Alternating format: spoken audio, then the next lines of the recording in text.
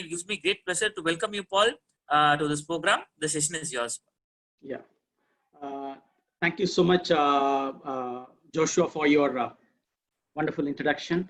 So it's such a joy and a privilege to be part of the session. Am I audible loud and clear for the audience? Just reconfirm. Yes, Paul. Yeah, thank you. And it is really a privilege to connect with Tati, and also I would like to thank Tati and the team for organizing this session. So this becomes not just a knowledge dissemination session, but a session where the participant gets an outlook to make various informed decisions. And also I would like to thank Pratap sir for joining as a chief guest today. And it is really a honor to have you, sir, in this particular session. And thank you so much, Lord, for just joining this session also. So I would like to just give a quick background about me and the organization, and also cover a couple of insights which I have practically seen in the event industry. And also I would like to give some sort of or just place the current challenge that is in front of us, so that collectively we whenever I speak in any event, I speak like in such a way that we are all as a one team. And I encourage everybody to be entrepreneurs. In the previous speech also, Pratap sir was saying that we don't need to be like a person who wants to looking for a job. We need to be a person for a job creator. So just take an example of even the small virus. If a small virus which can have just 3,000 to 5,000 odd sequences, if it can evolve and shake the world like this, we have 3.5 billion base pairs in our human genome, and how much potential we as human beings would have. You might know the various industries that has evolved. Most of the industries have evolved in crisis situation. So if you even see this current pandemic, and this is not completely new for the planet Earth. This is the third major one. And some of the occurrences which is handled or which we have seen in the past is worse than this. And people have evolved, industries have evolved, businesses have evolved, and it is time for us also to evolve and to actually embrace new markets. See, I would like to keep my session in a two-pronged way. First, in terms of giving some statistics about the same event industry pre-COVID era, how it was, and a comparison between the post-COVID era. What is the challenge that we have currently, and we as like whomever would want to contribute to this current challenge, because unless and otherwise we take up this kind of challenge, we will not be able to contribute, because what we going to be addressing individually, each one of you in this particular session as a takeaway, it can be a very big important thing. The reason is it can actually give jobs to many. So if you look at this particular industry, event industry, it comes under MICE. It is actually earlier it was $850 billion industry. Very recently it evolved into a $1,000 billion industry, and it is huge. It is like currently a very major industry, event industry. So it falls under MICE. And if you look at the major drivers of this industry, is especially the North American market, and the most of the events and all those things happens either in the North America or in the UK. Even India has a very big market when it comes to events. So when I speak about the events, it is not necessarily about the smaller events. I count small to big time events all put together. That's how the market is comprised. It's such a big industry, and iVenue has been working in this industry to provide a platform to aggregate spaces so that people can actually, we were in fact targeting this particular market space where actually how best we can actually provide our software and as a service to various people, because finding a venue was a big challenge. See, today in this current situation, in your current situation, we are seeing that nobody is going to a venue. But just look at 3-4 months back, just for conducting a marriage or conducting a birthday party or conducting a small event, sourcing a venue was a very big challenge for everyone. It was like tough. So I have received a lot of inquiries where somebody wants to conduct a conference, where somebody wants to conduct an event, but because of the non-availability of a particular venue for a particular time, because speaker availability will be there, they have to travel, it has various ecosystem. But today we are actually blessed because of the very simple reason, This is completely altered. Today, irrespective of the venue, we are in a virtual venue.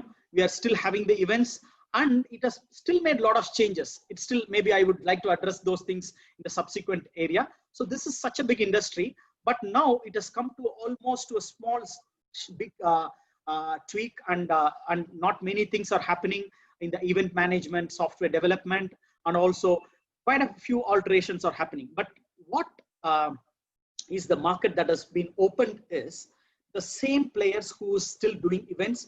They are actually looking forward to do event in one way or other, but there are a lot of opportunities are available, but not necessarily with the physical venue based. Physical venue along with the combination of virtual venue, that will be the changing trend moving forward, because that is how we foresee the market. And there will be a combination of events that will take turn, because if you look at from every industry, be it event, I'm just speaking from the event industry perspective, be it any industry, this is the time that they have evolved. Yeah. So before going into some of the specifics, I want to just touch upon the crisis that has happened.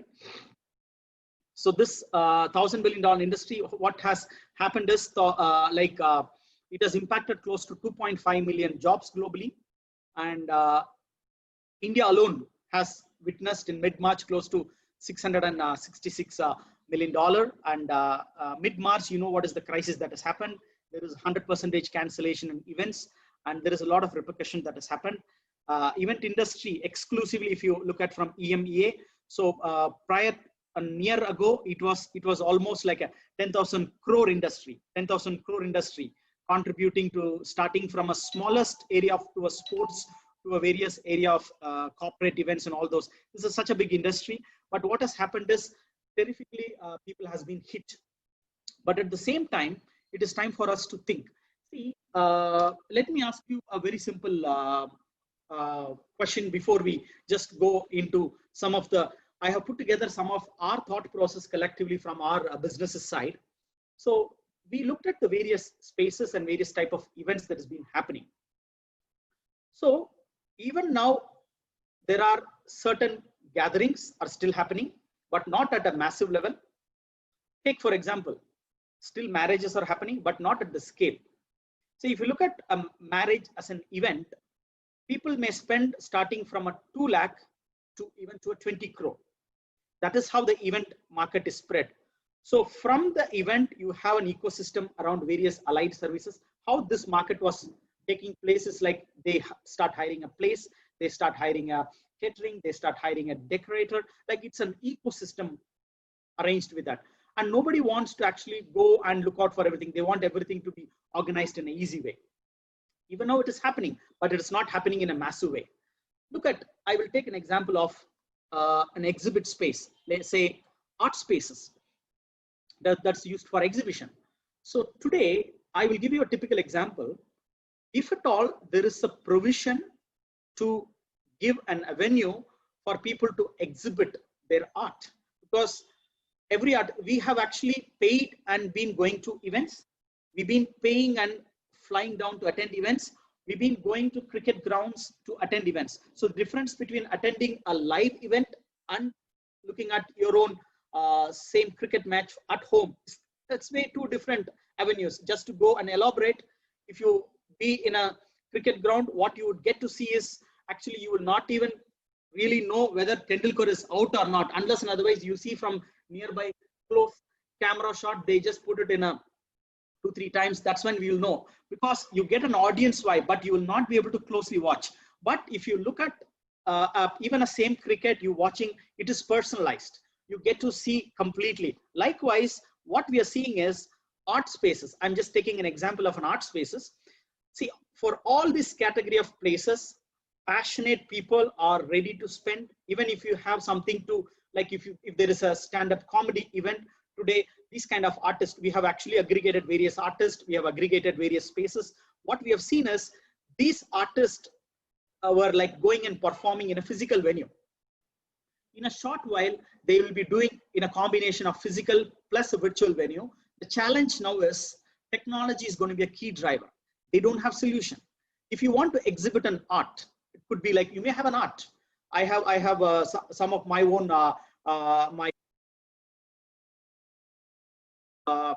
what they do is they conduct like photography session, they conduct various one-on-one session, and with that they're able to move on, because people are really passionate, people are ready to pay the price, but at the same time, are we ready to make it provision it available? So either it could be showcasing an art space via a virtual environment. So we aggregated every spaces, whatever I have put it across, we have aggregated in iVenue, and in mid of March, yes, we were also hit, but like other entrepreneur, I didn't set back because I have put in a lot of my own efforts and investments. But we as a company never said that, yes, oh, the industry is hit, we're going to sit back and watch. We never did that. Overnight, we changed our scenario. We thought about how do we actually evolve. We as a company were able to make a decision just within 24 to 48 hours in terms of aligning to the new market. Today, actually, we are able to align to the new norm, and we are still able to operate the businesses in a different way. Otherwise, we cannot survive. There are people, yes, who may not be able to realign. Yes, they will have hit. So today, the call to action for us is like, how do we evolve in this current space, still operate, still make businesses, still be able to provide some services. So I want to just touch on a couple of proactive solutions.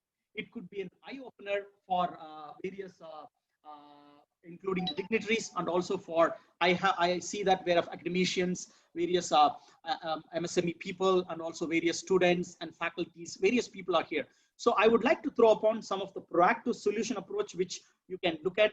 These are actually crystallized business ideas which can actually be used for crystallizing and utilizing and providing solution for this particular market. This particular market still exists, but unless and otherwise we provide a solution, we would not be able to monetize.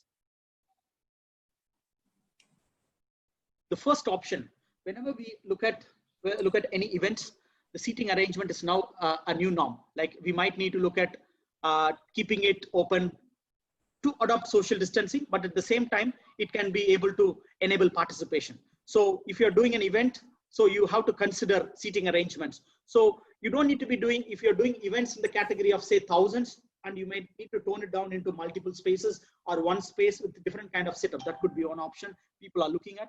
The second option is like every entity or everyone who is actually conducting events. You know that there are quite a few organizations. I'm talking about the academic organizations. You take academic organization matter, or for any training academies, a lot of them, they've been hit in this particular market. They have struggled to evolve into taking a place for conducting a virtual conference, or even for conducting a virtual event, or for conducting even a virtual expo.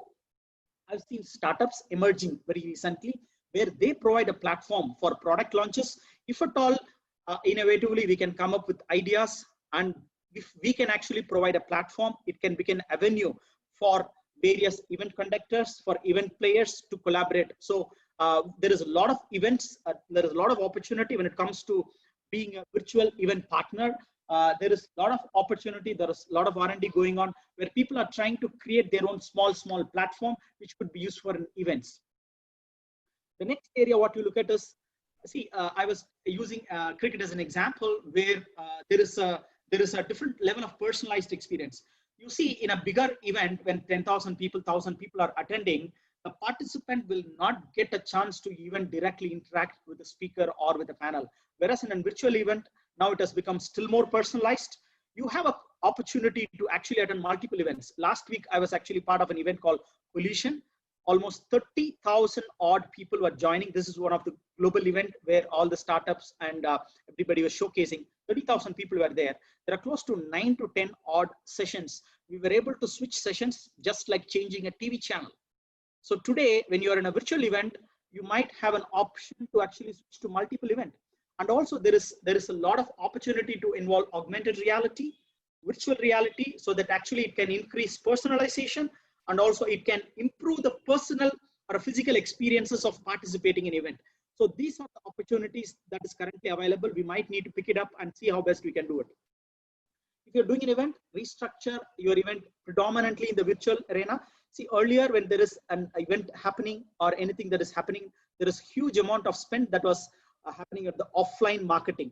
Now the entire spend is towards the digital. See, today the digital spend has increased, but not many are aware how do you spend your digital marketing spend or structure your digital marketing in such a way so that you can still bring your audience. So you might need to factor that.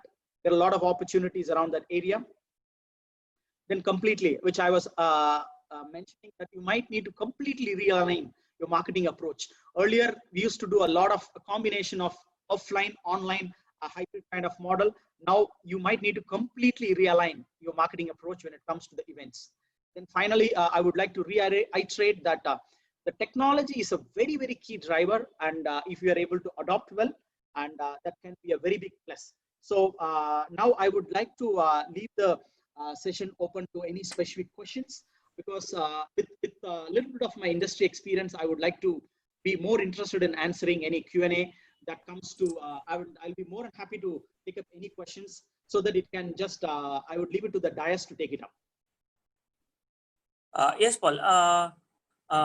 First is, can you give a clarification on the most stressful part about working in the event management industry? Okay, most stressful part. Okay, right. So the moment, okay, the moment we get any requirement,